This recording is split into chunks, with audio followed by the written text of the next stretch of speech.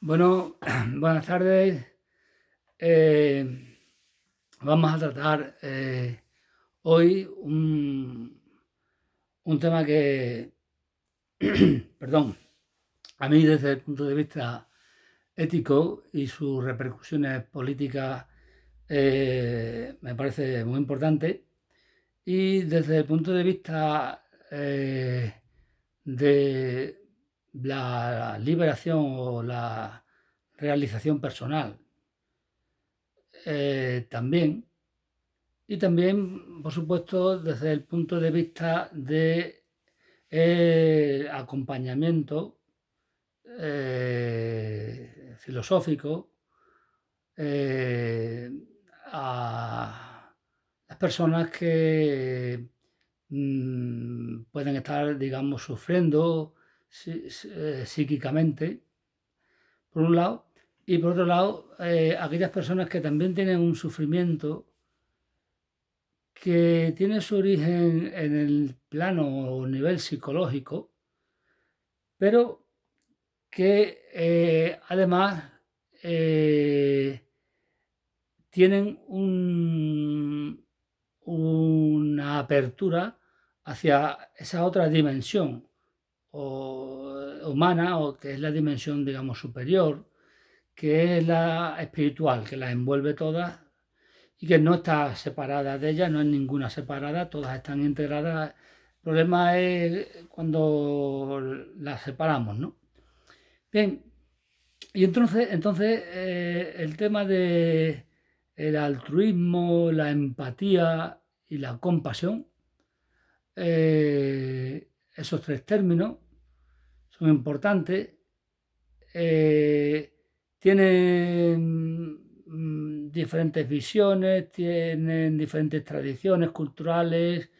eh, Recientemente se han hecho estudios científicos desde la neurofisiología, desde la etología y tal, y desde una base darwiniana, es decir, desde una base evolutiva del ser humano, que tienen implicaciones a nivel, como ya he dicho, ético, político y espiritual, ¿no? Entonces, para, digamos, centrar el tema en dos polos opuestos, eh, en los que más o menos se mueven todas las ideologías y todas las teorías, pues podemos situarlo en la frase de Hobbes, que decía que el hombre es un lobo para el hombre. Esto es, por un lado, esa es una concepción antropológica, y por otro lado tenemos la frase de Rousseau que decía: el hombre es bueno por naturaleza, pero la sociedad lo pervierte. Bien, entonces la cuestión es que ninguna de las dos son verdades absolutas. Ahora bien, las dos son verdades parciales. Por lo tanto, si son verdades parciales, tampoco serán tan contradictorias como parece. Son contradictorias si las utilizamos como verdades absolutas. Es decir, si pensamos de forma dogmática que el hombre es un lobo para el hombre, es decir, que el hombre no es un ser social, sino que tiene que vivir socialmente forzado, es decir, por un poder superior, que sería en este caso el poder absoluto. La frase la dice Hobbes para fundamentar el despotismo ilustrado, ¿no? Es decir, para fundamentar el poder absoluto de la monarquía sobre todos los demás estamentos, ¿no? Pues si la formulamos así, entonces sí entra en contradicción con la frase de Rousseau. Ahora bien, si la entendemos como una verdad relativa, y relativa no quiere decir que, que no sea verdad, sino que tiene un nivel de verdad parcial, ¿eh? Como bien demuestra, vamos, ¿no? O nos muestra los estudios etológicos y los estudios neurofisiológicos de hoy en día, ¿no? Y luego tenemos la frase de Rousseau, que también, si la formulamos desde el punto de vista dogmático, pues es ingenuo, además de que es una descripción de una situación ideal que nunca ha existido, y es la de que el hombre es bueno por naturaleza, pero la sociedad lo pervierte. El hombre no ha existido nunca en naturaleza porque el hombre, y esta es la piedra angular de todo, el hombre es un animal cultural. En la medida que es un animal cultural, no es animal solo, ni es cultural solo, sino que tanto su animalidad como su ser cultural están fundidos en uno, en una unidad integradora que da lugar a una emergencia de un surgimiento de un ser nuevo en la naturaleza, que es el Homo sapiens en nuestro caso, ¿no? Que es la única especie que ha sobrevivido del género Homo, ¿no? Entonces, nosotros como Homo sapiens, pues somos buenos, pero claro, hay que entender por buenos que somos sociables y que somos necesariamente sociables. Pero también hay que entender que como Homo, es decir, como homínidos, somos cazadores, somos recolectores y somos animales carroñeros, y por tanto vivimos en tribus y nos refugiamos en la tribu. En la tribu encontramos nuestra identidad y defendemos la tribu del ataque de animales o de otras tribus. Estoy refiriéndome al Paleolítico. Hoy podríamos hablar de estados-nación o de grandes coaliciones de estados. Eso da igual, pero digamos que a nivel antropológico estamos hablando de lo mismo, ¿no? Entonces, claro, Aristóteles decía que el hombre es un animal social por naturaleza, y efectivamente no se ha avanzado nada en esa afirmación aristotélica. Somos sociables por naturaleza, somos animales sociales, somos animales que nuestra sociabilidad se funda y se vertebra a través del lenguaje, y que necesariamente por nuestra contingencia biológica, es decir, que somos seres que necesitamos durante mucho tiempo, durante un periodo muy largo de nuestra vida, necesitamos de nuestra madre fundamentalmente, necesitamos de la tribu, necesitamos de la compañía de todos los que nos rodean para protegernos y por tanto para poder sobrevivir. Es decir, esto crea unos vínculos que nos hacen sociables, ¿no? Pero a la vez, como nos tenemos que defender, pues tenemos también el instinto de agresividad. La cuestión es que una cosa es la agresividad y otra cosa es la violencia. La agresividad, digamos que es el instinto natural, mientras que la violencia es una forma de manifestarse culturalmente la agresividad. Entonces, todos nosotros, en tanto que seres humanos, somos agresivos. Todos nosotros, en tanto que seres humanos, somos sociables. Y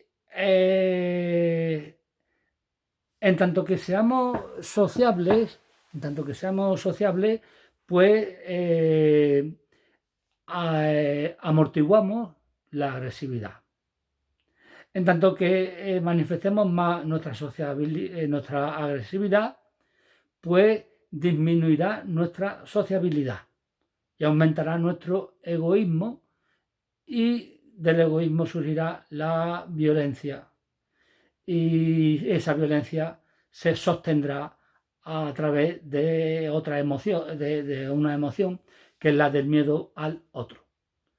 Como yo tengo miedo al otro, me preparo, me armo, por si acaso el otro me ataca, ¿no? Y entonces eso, digamos, crea una dinámica de mayor violencia. Eso ocurre a nivel social, a nivel de sociedades, desde tribus hasta estados, ¿no? Como vivimos ahora en estados-nación, y ocurre también a nivel individual, ¿no? Entonces, digamos que desde el punto de vista científico, etológicamente está demostrado que ese es nuestro comportamiento, la etología, la ciencia del comportamiento, neurofisiológicamente cada vez sabemos más cómo funciona nuestro cerebro y cómo en nuestro cerebro existen una serie de neuronas y redes de neuronas que se llaman popularmente las neuronas espejos, que digamos que hacen posible, también existen los animales superiores, mamíferos superiores, y también sobre todo en la rama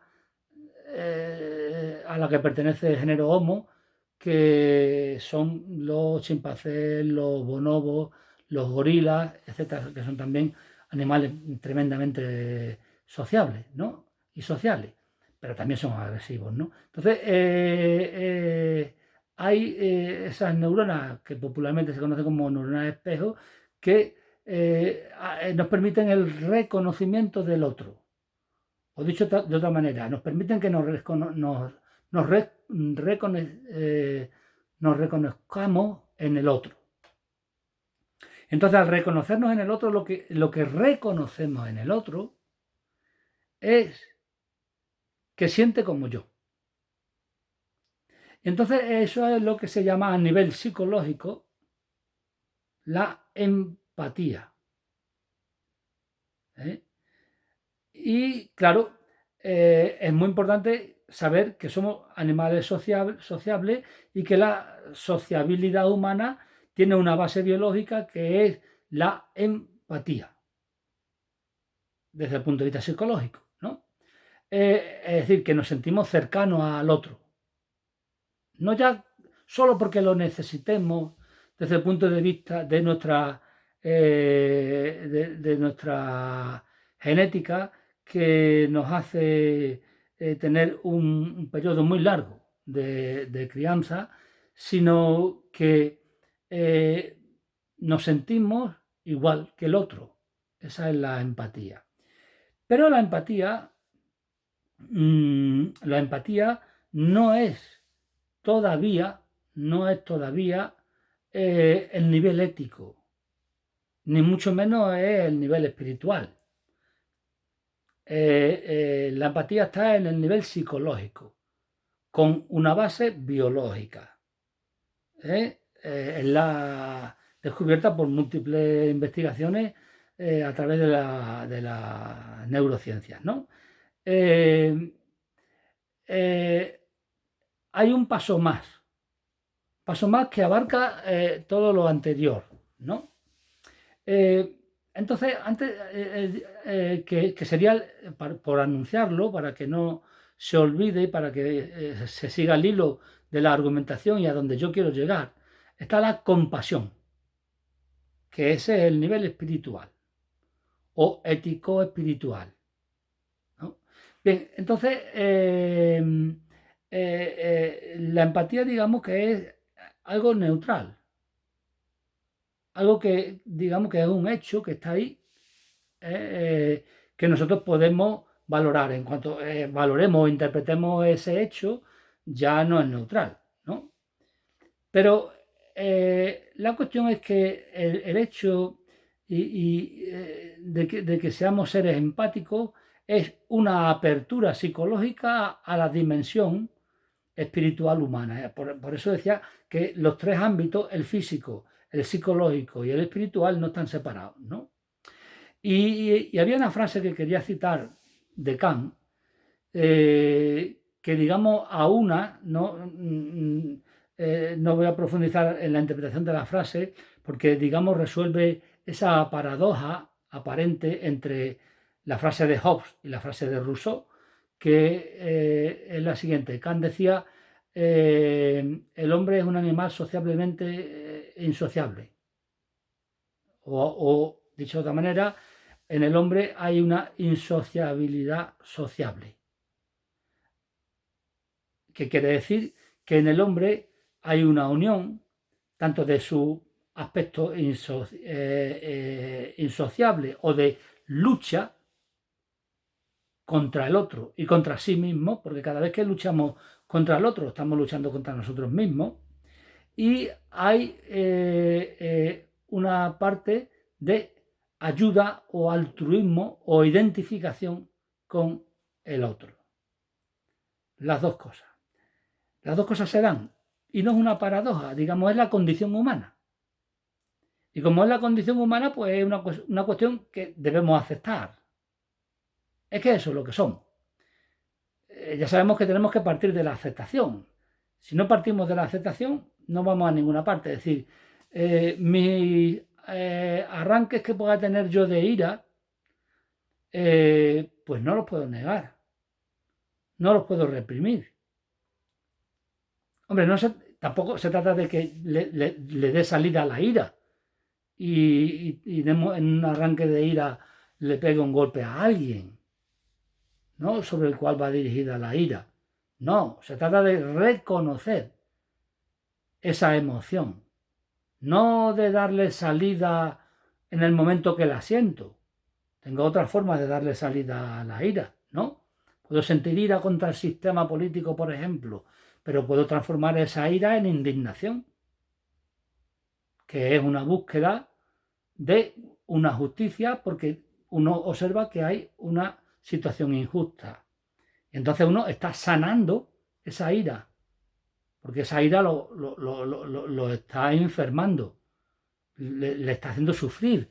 Todas las emociones que nos hacen sufrir lo que hacen es contraer nuestro yo. ¿Eh? La contracción del yo se expresa mediante la angustia, el estrés, el miedo, la tristeza, la pena, la vergüenza, la venganza, el odio. Eso es un estrechamiento del ego del yo. No se le puede llamar a emociones negativas ni a emociones positivas. Todos son emociones. Y de todas aprendemos y todas tienen que ser transformadas o hay que llegar de unas a otras, ¿no? O unas emociones son las que nos permiten crecer. Es decir, si no tenemos sentimientos de odio, no vamos a crecer hacia el amor incondicional, ¿no? Somos así, es decir, no podemos negar, hay que aceptar eso. Entonces, por eso la frase de Kant a mí me ha parecido, cuando la descubrí, pues digamos un toque de una piedra filosofal para resolver un problema, que es el problema de si el hombre es bueno o es malo. Pues no, el hombre ni es bueno ni es malo. Es decir, además es que decir que el hombre sea bueno o sea malo, simplemente es una representación, ¿no? El hombre tiene una condición biológica y psicológica que es la que hemos descrito antes. Pero es que esa condición psicológica y biológica nos plantean una apertura, que es la apertura de la compasión, ¿no? Claro, lo importante de esto es que se puede aprender, que no nos podemos quedar en el hecho de la aceptación en sentido de resignación, sino la aceptación en el sentido de apertura porque reconozco mis límites. Y en la medida que reconozco mis límites, sé que puedo trascender esos límites. Porque lo contrario sería quedarse atrapado en una emoción que me está llevando a la tristeza, ¿no? Eso es como decía Spinoza. Spinoza en su ética, que para mí es crucial, pues dice que las pasiones, lo que llaman los psicólogos las emociones negativas, las pasiones son una falsa representación de las cosas, es decir, un desconocimiento de lo que nos ocurre o de lo que ocurre a nuestro alrededor, una falsa interpretación. Dicho de otra manera, para que, digamos, nos apliquemos un poco el cuento, cada vez que sentimos ira, que sentimos odio, que sentimos sentimientos de miedo, de pena, son un falso conocimiento de lo que es. Como decía Spinoza en esa frase tan enigmática y tan profunda, que las cosas no son buenas porque lo sean, sino son buenas porque yo lo creo. Entonces ahí viene el tema de la representación y del conocimiento y de la ignorancia. Y claro, cuando hay ignorancia, se puede salir de la ignorancia. Por tanto, se puede aprender. Esto es una cosa que sabían los griegos, los filósofos griegos, hace 2500 años, y una cosa que sabían pues los filósofos y místicos orientales hace también 2500 o 3000 años. Y entonces ellos hicieron pues digamos, cartografiar la conciencia humana y ver cómo podemos subir de nivel en nuestra conciencia y hacernos mejores. Es decir, cómo podemos pasar de la tristeza a la alegría, cómo podemos pasar del odio al amor. Y es una cosa que también, curiosamente, lo recoge Spinoza del siglo XVII, ¿no? En su ética, y que coincide mucho con lo que dice toda esa mística y todas esas técnicas que descubren tanto la filosofía occidental, los estoicos, los epicúreos, Sócrates y tal, como descubre el pensamiento oriental, como es, por ejemplo, el budismo, tanto el budismo tibetano como el budismo zen, como el taoísmo o como el Vedanta Advaita, y que utilizan un método que digamos que es esa puerta, que es una gran puerta. Hay muchas puertas para entrar a la espiritualidad, pero hay una, digamos, que es no que sea la principal, porque todas sirven, pero es, digamos, la puerta así con mayúsculas, que es la de la meditación, ¿no? Y entonces,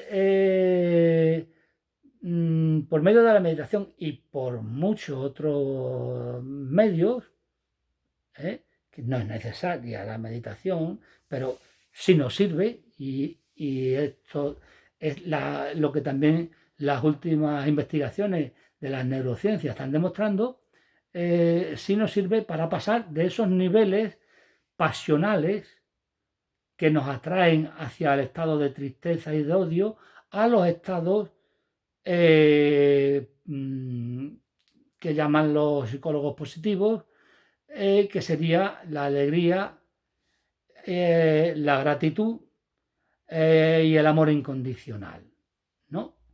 Bien, y entonces podemos pasar, ¿por qué? Porque como nos decían ya los filósofos, antes de que apareciese la ciencia, que lo que la ciencia ha hecho ha sido constatarlo, digamos, ¿no? Pues lo que nos decían es que se puede aprender porque el problema es que caemos en el vicio o en las pasiones, porque ignoramos, como decía Sócrates, porque ignoramos la verdad, porque ignoramos que es un engaño lo que creemos. Estamos instalados, por tanto, en la creencia, no en lo que las cosas son en sí. Y claro, la meditación es una forma que nos abre la puerta a la espiritualidad en la medida en la que la meditación es un encuentro con uno mismo, es pararse. Y cuando uno se para, pues se para de hacer cosas, claro, el cerebro no para, el cerebro va a seguir. Y vamos a seguir pensando, nos aparecen pensamientos, cuando estamos meditando aparecen pensamientos, aparecen emociones, aparecen sensaciones que tenemos, que si nos pica un pie, que si nos duele el estómago, bueno, etc. Todo eso en la meditación aprendemos, ¿no?, cómo no identificarnos, es decir, a observarlo, a ser la conciencia testigo, ¿no?, el testigo.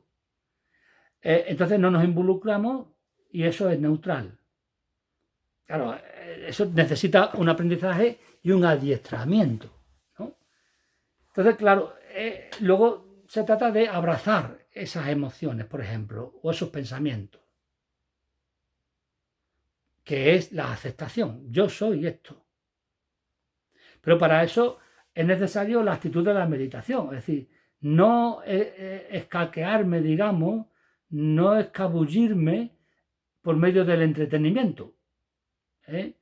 Ya sea estudiando, leyendo un libro, investigando.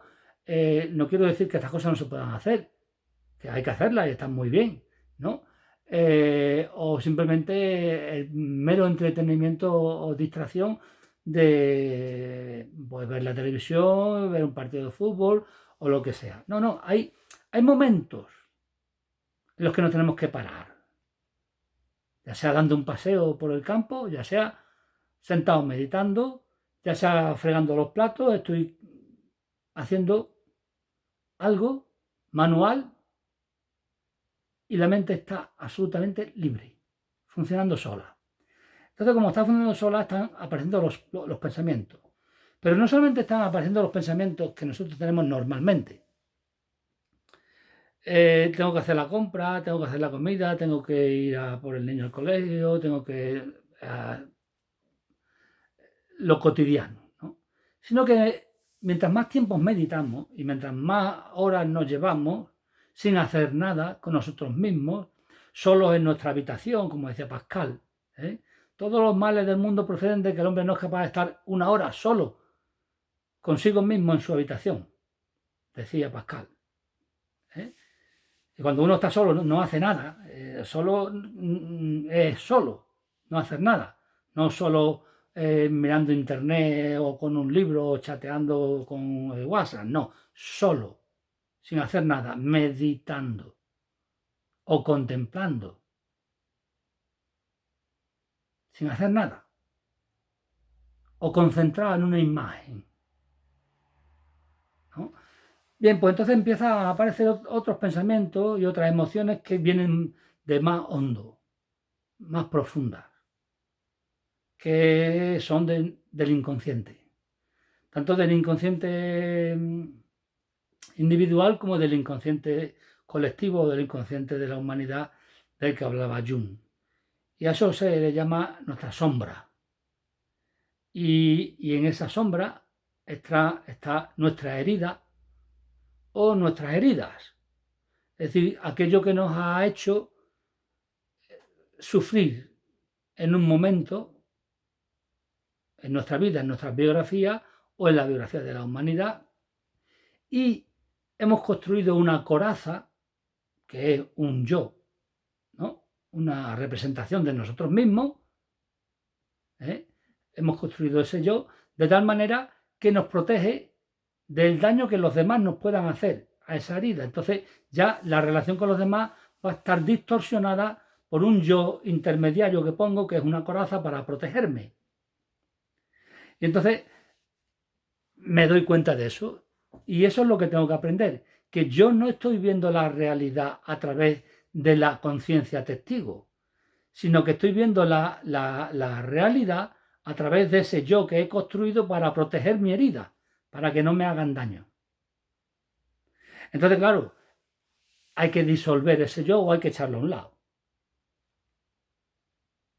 para dejar que la herida sane. Porque ya sabemos que si una herida no está al aire, pues no acaba cicatrizando bien, no acaba secándose y tal, ¿no? Entonces, pues lo mismo pasa con las heridas psicológicas. Es necesario eso. Entonces, hay un proceso de aprendizaje. ¿Eh? Y ese proceso de aprendizaje, lo que se ha descubierto, lo que han descubierto las neurociencias, es que, bueno, como hay redes neuronales que han producido, igual que hay redes neuronales que han producido unas formas de conducta que constituyen nuestro yo, lo que nosotros consideramos lo que yo soy, pues esas redes neuronales pueden reconstruirse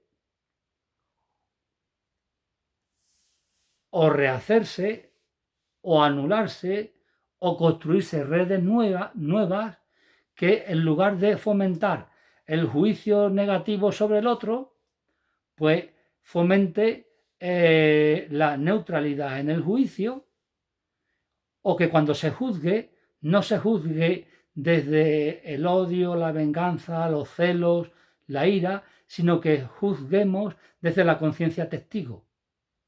Es decir, neutralmente, porque puede ser que lo que el otro haya hecho sea un acto grave, un genocidio, por ejemplo, ¿no? Y eso debe ser juzgado, pero no desde el odio, porque entonces caemos en la venganza, alimentamos la violencia y estamos en la separación y no alcanzamos nuestro bienestar y no alcanzamos el nivel espiritual del amor, la gratitud y la alegría. Vamos a estar siempre tristes, vamos a estar siempre en estado de odio, vamos a estar siempre en estado de alerta y vamos a estar siempre en estado de el hombre es un lobo para el hombre, es decir, de estado de defensa, ¿no? Y de lo que se trata es de estar en un estado de unidad, pero hay que aprender ese estado de unidad. Entonces, el salto a la compasión, lo interesante es que esto se sabía filosóficamente, espiritualmente también. Hay técnicas para aprenderlo. Ahora la ciencia ha demostrado que realmente se aprende, que el cerebro cambia a medida que practicamos, por ejemplo, la meditación o practicamos ciertas formas de hábitos de comportamiento, etcétera, etcétera, ¿no? Entonces, es importante esto. ¿Por qué? Porque la compasión ya no se queda en el nivel psicológico, sino que la compasión es algo en el cual no está involucrado mi yo egoico, sino que la compasión es hacerme uno con el otro. Es comprender que la igualdad no significa que seamos iguales solo en derechos, que es una cuestión de imposición y creación de un régimen político, que en este caso sería la democracia, sino que además es que soy igual ontológicamente, es decir, desde el punto de vista del ser, el ser profundo o el yo profundo que hay en el otro, ya sea el otro un Hitler o un Stalin, es el mismo yo profundo, es el mismo ser que yo soy. Y claro, cuando yo comprendo eso, he llegado al nivel de la compasión. Y cuando he llegado a ese nivel de la compasión, no juzgo al otro desde el odio, sino que comprendo que su acción procede de la ignorancia. Que yo, en sus mismas circunstancias, hubiese sido absolutamente igual. Eso es comprenderlo. Lo cual no significa aceptar desde el punto de vista jurídico y desde el punto de vista ético su comportamiento. No. Significa que como yo lo comprendo y lo acepto, debo trascenderlo. Debo ir más allá de ese estado de odio que ha llevado a un genocidio, por ejemplo, a un estado de alegría y de comprensión de que el otro es como yo. Y al comprender que el otro es como yo, siento amor incondicional. Y el amor incondicional significa amor sin interés ninguno. ¿Por qué no hay interés ninguno? Porque no es el ego el que ama, sino que es el yo profundo, el ser que yo soy, el que comprende al otro. Y entonces, cuando yo comprendo al otro, siento la unidad, siento que soy uno con el otro, que somos como un océano y somos gotas de ese océano, por tanto todos somos océanos. Pero nos manifestamos, o ese océano que es el ser, se manifiesta de múltiples formas, pero tiene que volver a sí mismo.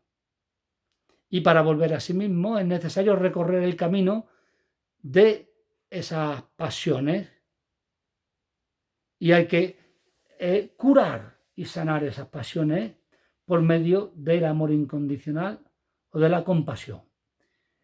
Y lo interesante, como ahora digamos el paradigma científico, lo interesante es que la ciencia se ha dado cuenta de que realmente cuando uno practica la meditación o practica la ayuda a los demás continuadamente y de forma desinteresada, pues su cerebro cambia. Aparecen otras redes neuronales. Es decir, que es una cuestión cultural, porque las neuronas aprenden que hay un prejuicio, hay una idea limitante muy importante aquí, y esta enseñanza hay que sacarla, y es que no cambiamos, no podemos cambiar.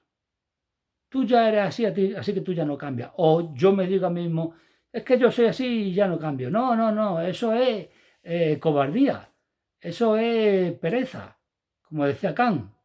No somos mayores de edad por pereza y por cobardía. No cambiamos por pereza y por cobardía. Entonces, ese puente que nos va a llevar a comprender nuestra esencia universal, sin dejar de ser diferentes manifestaciones de lo mismo, es la compasión. Por eso es un nivel que abarca o integra lo biológico, que asciende o emerge hacia lo psicológico, y lo biológico y lo psicológico juntos ascienden hacia lo espiritual. Pero claro, lo espiritual solamente se puede ver desde la intuición creativa, desde la unificación del cerebro, de los tres cerebros y la armonía de los dos hemisferios, y no se puede ver desde la parte lógico-formal solamente del cerebro, ni solo desde la parte emocional, ni solo desde el cerebro reptiliano, eso por supuesto, ¿no? Entonces hace falta esa integración para que podamos tener una vida plena desde el punto de vista biológico, psicológico y espiritual. En fin, eso es lo que quería contar sobre la compasión y cómo la compasión puede aunar esos dos extremos que aparentemente eran irreconciliables. No lo son. Tenemos emociones y unas emociones se pueden transmutar en otras. Y depende de nosotros. Es cuestión de aprendizaje, pero no de un aprendizaje meramente lógico formal, sino de un aprendizaje en el que está el comprender. Y en ese comprender está en asumir al otro. En fin, muchas gracias y buenas tardes. Hasta la próxima.